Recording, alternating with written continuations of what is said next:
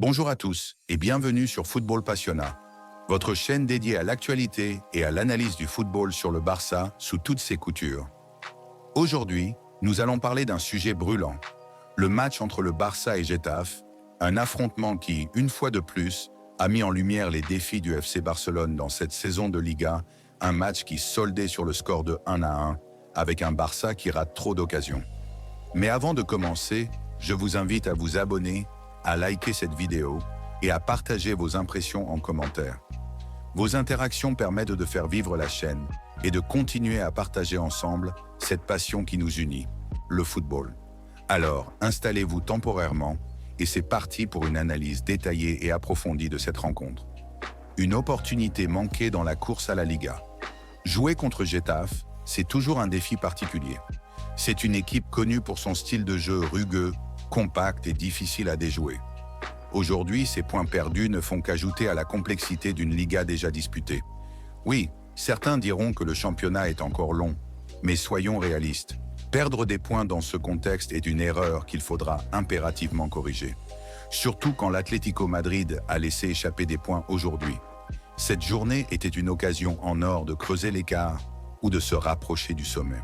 Le Barça a pourtant sorti des performances spectaculaires. Une victoire en Classico, un trophée arraché et un succès solide contre Bilbao.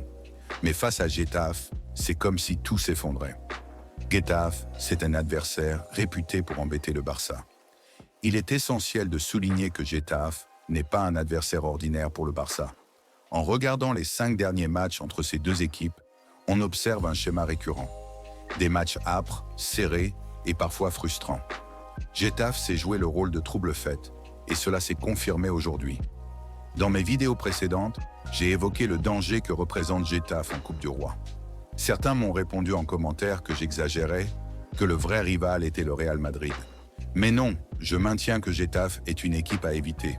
Leur style défensif et leur capacité à casser le rythme sont redoutables, comme on l'a encore vu aujourd'hui. La polémique du temps additionnel. Parlons-en justement de ce match. Une des premières choses qui frappe, c'est la gestion du temps additionnel. 4 ou 5 minutes annoncées, alors que le jeu a été constamment interrompu. Des bagarres, des joueurs au sol, des changements multiples.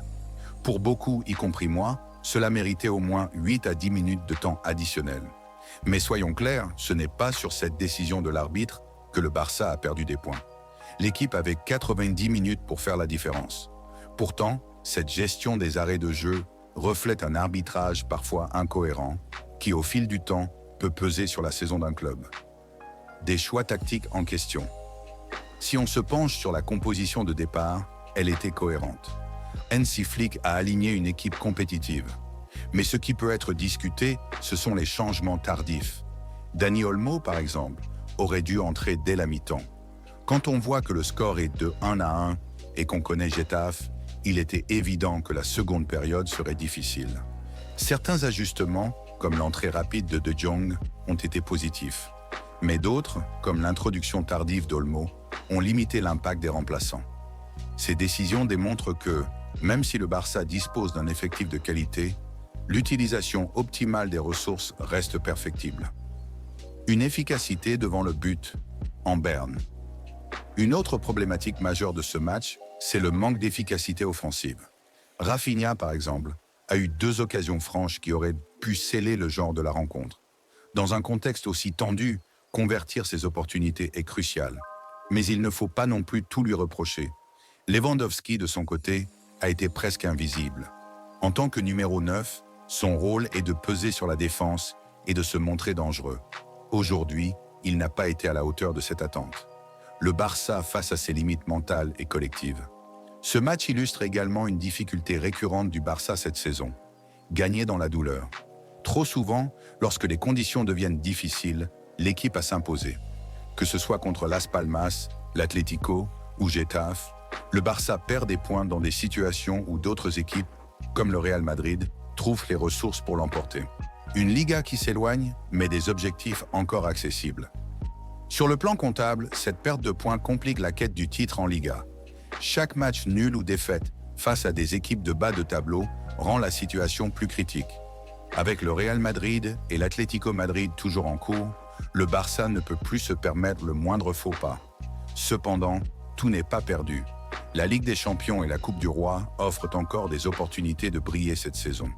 Mais pour cela, une prise de conscience est nécessaire. Il ne suffit pas de dépendre des contre-performances des rivaux. Le Barça doit se concentrer sur lui-même, sur ses forces, tout en adressant ses faiblesses. Les enseignements à tirer. Ce match doit servir de leçon à plusieurs niveaux.